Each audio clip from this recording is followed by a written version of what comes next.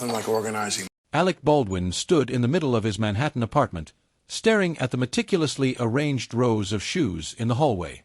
Each pair was aligned with precision, the laces perfectly straight, the heels touching the wall. Yet, despite the order, a sense of unease gnawed at him. This compulsion, this need for symmetry, had become a constant in his life. His wife, Ilaria, entered the room, her expression a mix of concern and understanding.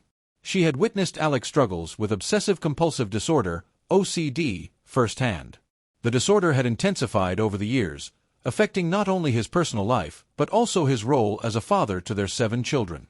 "Alec, you don't have to do this," Ilaria said softly, her voice filled with empathy. "I know," Alec replied, his voice tinged with frustration. "But if I don't, something bad will happen. I can't explain it, but I have to." Ilaria sighed, stepping closer to him. She had heard this before, the rationalizations, the justifications.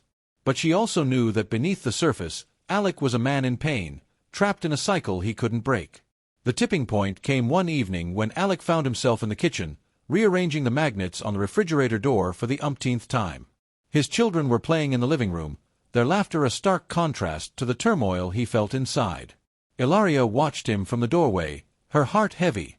She had always been supportive, always tried to understand, but the weight of Alec's OCD was becoming unbearable. "Alec," she called gently, "please, let's talk."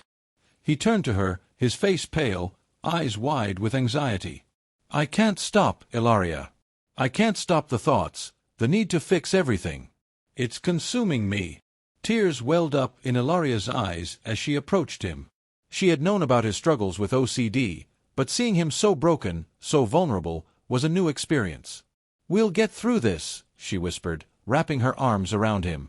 "Together." The following days were a blur of appointments and discussions. Alec agreed to seek professional help, recognizing that his OCD was no longer something he could manage on his own. He began therapy, learning about the nature of his disorder and the ways to cope with it. Ilaria stood by his side, attending sessions with him, learning about OCD and how it affected their family dynamics. She realized that her own reactions, her attempts to accommodate Alec's behaviors, had inadvertently reinforced his compulsions. Together, they worked to create a plan, a strategy to confront the OCD, to face the discomfort, and to break the cycle. It wasn't easy. There were setbacks, moments of doubt, but there was also progress. Months passed, and Alec began to notice changes. The compulsions didn't dominate his thoughts as they once had. He learned to tolerate the discomfort, to sit with the anxiety without giving in to the urge to act. Ilaria observed the transformation with a mixture of relief and pride. She had always believed in Alec, in his strength and resilience. Now, she saw him reclaiming his life, his sense of self. One evening, as they sat together on the couch, Alec turned to her. "Thank you," he said simply. "For what?" Ilaria asked, her voice soft. "For not giving up on me," he replied, his eyes filled with gratitude. Alec's journey with OCD was far from over. There would be challenges ahead, moments of doubt and fear. But he had taken the first step toward healing, toward understanding, and toward breaking free from the cycle that had held him captive for so long. With Ilaria by his side, Alec faced the future with hope, knowing that together they could overcome anything.